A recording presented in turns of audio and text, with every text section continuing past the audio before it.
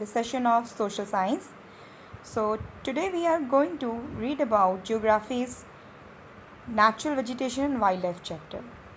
What is natural vegetation? We'll start from the introduction part. As we all know that plants play a very crucial role in our existence. They are the only form of life which can convert solar energy into food energy. The area covered by plants on the earth's surface is constantly being modified by human activities. The plants that grow naturally without human intervention are called natural vegetation. Natural vegetation is what? That varies from region to region depending upon the availability of sunlight, rainfall, nutrition, temperature, moisture, latitude and altitude. And the most important part, type of soil. These are things. Wildlife, on the other hand, refer to the animal, insects, birds, etc. living in a natural environment. It is a significant part of our environment and is influenced by the climatic and physical condition of a place. So now we'll brief about the different kind of vegetation of the world.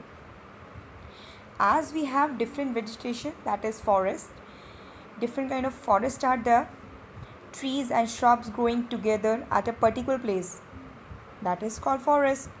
Apart from trees and shrubs, bushes, creepers and resources also grow in forest. Usually forests are found in the areas of high rainfall. So classification of forests are mentioned below: tropical evergreen forest, tropical deciduous forest, temperate evergreen forest, temperate deciduous forest, Mediterranean forest, and last coniferous forest. So these are the major forests which found in different regions.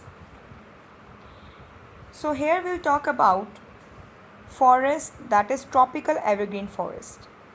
Tropical evergreen forests are also called tropical rainforest. These are found in close to tropic or near to the equator.